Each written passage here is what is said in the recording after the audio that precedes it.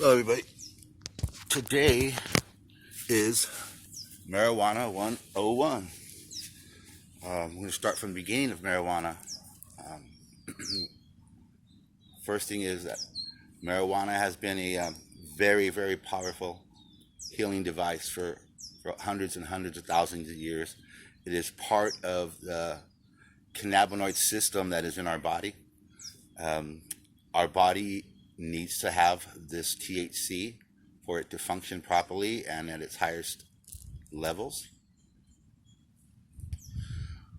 So, for thousands and thousands of years, people had been ingesting THC in various manners. For many shamans, it's an average practice that's used quite often. So, before um, 1912, we had marijuana being heavily used in the industrial industry. Henry Ford's first car, his Model T, was made out of hemp. The whole body was made out of hemp. They used hemp fuels to run the body. The car, first one was actually electric. His first cars were electric, but eventually, as he began making combustion engines, he switched over to a hemp product fuel. So this what happened is that in late 20s, William Randolph Hearst had owned all the paper companies in the United States. He owned all of them. He owned all the biggest ones, and he had to do this because he also owned all the magazines in the United States. Just about any magazine that was a magazine was he supplied the paper for all these magazines and companies. So what he had to do is, as marijuana in 1920 got really big in American agriculture, the U.S. Department of Agriculture had created not a cotton gin, but a marijuana gin. After years of the U.S. agriculture with our money creating the device, and they got it patented. And what happened is, as soon as it got patent, William Randolph Hearst purchased a patent, took the machines, and made it illegal to make hemp columbine machines, hemp processing products. So then he basically stifled the whole system. And at the same time, they had just finished prohibition, which was making alcohol illegal. So as they made it illegal, they had all these systems of agencies, bureaucracy agencies, that were working against the people that were bootlegging. Now, instead of bootlegging, they had Hearst had these people sent over to shut down the marijuana industry, which is really starting to boom in the industrial world. So Hearst shut down. Then Hearst, through all his magazines and TV productions, created all this hysteria where Mexicans are raping and blacks are raping, jazz artists are raping white women, and that you'll go crazy. And he actually helped fund the movie. I can't remember. It's crazy Cannabis movie in the early 40s, 50s. So anyways, that's how cannabis got its stigma. And then he purchased basically all of Congress, and then had that law changed to cannabis being a number one scheduled narcotic, which is farthest from the truth, and we all know that. All right, so now what happened to marijuana, let's look at what's happened to now the potencies of marijuana from the 60s and 70s. So what happened now in the 60s and 70s, you're getting marijuana coming in from all over the different parts of the world, Thailand, Korea, Philippines, Hawaii. So you're South America. So we're getting in America, we're getting these strains in the 70s all the way up to the early 80s that don't even exist anymore.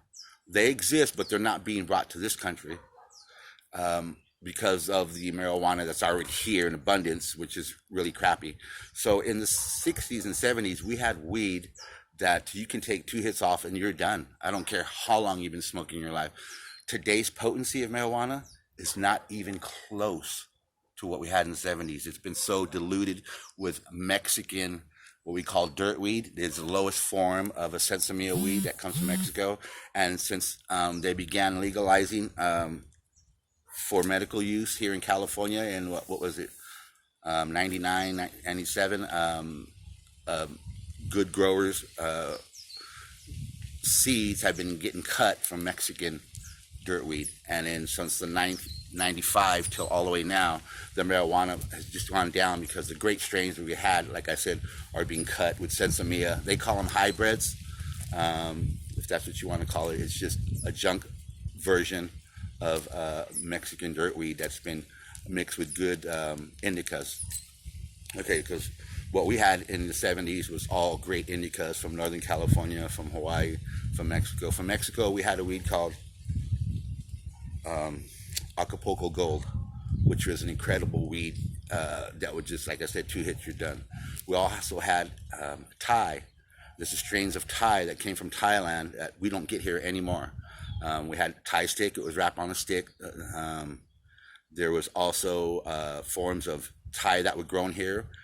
Chocolate Thai, what they call the chocolate Thai, which does not exist. Now, the Thai strains were probably the highest strain of all marijuana, but nobody in the last 30 years has smoked Thai because it's disappeared since 82, 83 was the last time I got a Thai stick. I've heard some people got them all the way up to 87. People saying that the strain is stronger now, it's not. The only people that say that people that don't know anything about weed. Now let's give you my weed pass. Okay, so I grew up in 65. My name is Albert Ledesma. I'm born on 4/20. Yes, I am born on 4/20. My nickname given to me is Iron Lungs. I've never been outsmoked by anybody. I've always won every contest I've gone to. At age 55, still no difference. Nobody can outsmoke me. That being said, now you've got people coming up with different versions about 420, what 420 is. An old standing one, which I laugh at, is some guy from up north brought some weed strain from Canada down to Northern California, and they labeled it 420. 420 comes from California police code for marijuana possession is 420. Okay? It didn't come from anything else. All right. Second myth. OG. OG is not a strain of weed. OG is not anything like that. OG stands for, back in the day, we had weed that was grown in Fallbrook, which is on the coast. We had weed, the best weed was coming from Humboldt County on the coast, Eureka County on the coast. Now, we called OG ocean grown because it grew off the fog off the ocean, which was way different than inland buds. The oil contents of OG, ocean grown outdoor bud, was far surpassed inland drier buds, desert buds, mountain buds. So OG is ocean grown. That's what it stands for, not anything else. Now you got labels and names of marijuana. So you can go into one shop and look at jet fuel, and it's awesome. You'll smoke it, it's awesome. And then you go right next door to jet fuel, it's a totally different weed. All right, you see where I'm going with this? So labels have nothing to do with anything. When you go into a shop and they show you all these names, that doesn't mean anything. Forget all that. Don't even ask for a name. I don't care about the name. You have to get the weed, you have to smell it, you have to look at it. And if you're a connoisseur, you know the different scents because you've been smoking so long that you understand the scents, the smells, and the looks of all the bud. How long have I been smoking? Okay. Well, I said I'm 55. I started smoking when I was 9 years old. I started smoking every day of my life at age 15 and have not stopped yet. I am a top shape athlete. I've always been an athlete. I totally agree in the understanding that Michael Phelps, being a big pot smoker, some of the greatest athletes that have achieved the highest amounts of goals have all been pot smokers. Even Shaun White, he's been a great pot smoker and a high-level achiever. I have also been the same thing. I've always been connected through the marijuana use and a high-level achiever, a very physical, outgoing person. I am not your couch potato person, which they talk about, and that's another stigma of if you improperly use your weed, you will be a couch potato because you're not using it properly. It needs to be used properly. You can't just go around just getting high every minute of the day. Can't do that. All right. What else do I need to touch on here? All right. So the strains of marijuana since 95 have gone way down due to the fact that in 95 we started getting legal license. You can go and pay a doctor and they'd give you a license for you to go purchase marijuana at a certain place or possess marijuana. And so when that happened, it exploded a whole commercial market where it was definitely underground before. And at 95, they didn't have seed banks in Europe coming in giving us bomb seeds yet. So people were taking bomb weed that they were getting from their underground people, and then they were growing it, and then somebody would come in and they'd pull in a stress seed from Mexico, and it'd get in the same grow room, and it would pollinate the good plant, and it would bring it down. So all the good buds from 1995 till now have just been decimated with the Mexican Sensimilla dirtweed bud. It's been repollinated and pollinated with this shitty species. So I want people to understand that the bud today is not even close to what we had in the 60s, 70s, and early 80s. A last part about marijuana is it unhealthy for you? Well, I want to tell you that it is healthy for you, and it can be unhealthy for you if you don't use properly. I want to go into people now that are using dabbing and people that are using vape. Okay, this is the reason I don't dab and I don't vape, and I want to tell you why I don't do it. You can choose whatever you wish. The reason I don't dab or vape is when you smoke raw flower, you are ingesting all the chemicals that not only help you to relax, focus, connect, but it also at the same time is putting in chemicals that are helping your lungs to release with mucus, which you will, if you're a long-time smoker, before you take a shower, after you smoke a little weed, you will always, maybe once a week, hack up a brown, and that is healthy. If you are hacking up a brown, lug loogie there, what we call them, that is healthy. That means your lungs and the cannabis flower are working in combination to remove whatever toxins are in your lungs that you're gathering, not just from smoking marijuana, but from just general breathing of toxic air, from smog. So the marijuana, when you smoke it, it must be smoked in flower form, so you get all the chemical compounds, the compounds that help release your lungs and aid your lungs, and the compounds that are getting you high. So when you go to vaping and dabbing, you are cutting out all the chemicals and you're reducing it just to the high chemicals. So what you're doing is you're coating your lungs with a chemical that is not being helped in releasing that.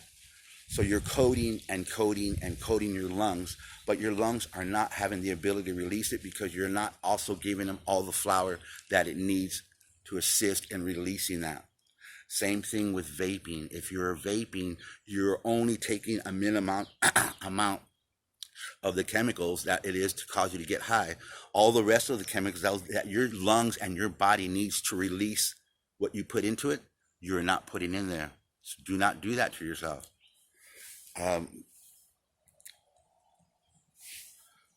If you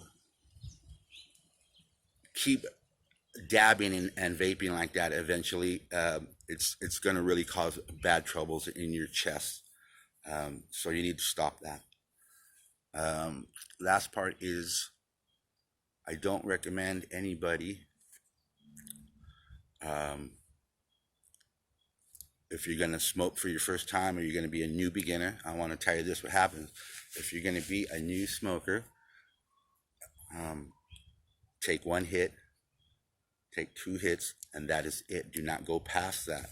You will wait 30 minutes to see the effect of you. You don't want to go into so high that you go into the panic and you go into all that flight or anxiety which it'll calm down eventually, but you'll have 30 minutes of anxiety and panic before you get to a calm place, and then you become hungry. So to avoid that, if you're a first timer or a newbie smoker, or even somebody that hasn't smoked in a year or two, always remember your first time, take 1-2 puffs, pass it on, wait 30 minutes. If it didn't do anything for you, if you're okay, if you have no anxiety, if you don't feel panicky, go ahead and take a second and a third and a fourth puff. That is it. Okay? And remember, don't overdose yourself. Just because everybody's standing in a circle taking 5, 6, 7 hits and you're a newbie, don't do that. You take 1, you take 2, and you get out the circle, you stop. That's it. People that are smoking and for a long time and you have a newbie, please be kind to them and understand, for them to have a good experience, give them 1, 2 hits max, let them sit for 30 minutes. Same thing, people, if you're going to have an edible, take half the recommended amount. Was one in the package, half. After 45 minutes to 1 hour, you will feel effect, then you can take the second half. The thing is, like that, you'll get to feel what it feels like to have that type of a body high. But since you had broke it up, it won't get to a point like, I'm uncomfortable with this. So, and I don't want you to have a bad first time experience, because we all know what that does to somebody. I once met a guy, a grown man, he was 46 years old, and I was selling tamales, pork tamales, and he said, "Albie, I don't eat pork." So I go in, I said, "Well, what's your problem? I mean, we all love pork." He goes, well, one time he had a tamale, and it had a piece of fat in it, and he choked on it. When he said he was like 7 or 8, and he choked, and he had a bad experience. So, I said, no, that's a bad experience, but you shouldn't put all pork products and everything that you eat so much weight on that. For that child that suffered that, let that go. So I talked him into having one of my tamales, which was perfect. I make sure there was no fat or lard in the tamales I make, but and my tamales are really delicious. So he kind of got a kick in himself just to thinking how many years of his life he was afraid to eat anything pork. So many people are afraid to smoke marijuana because they have all this stigma attached to it of what it's going to do and it's not going to do. And they go through life suffering and using a lot of pharmaceuticals. Don't want to use pharmaceuticals.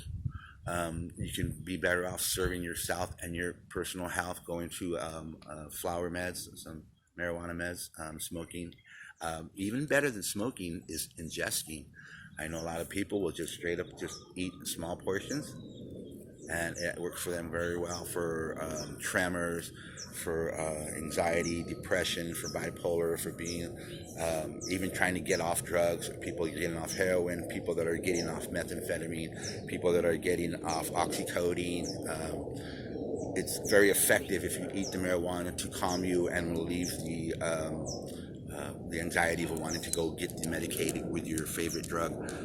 It really helps like that. So if you can switch over from a pharmaceutical to a marijuana product, I highly recommend that.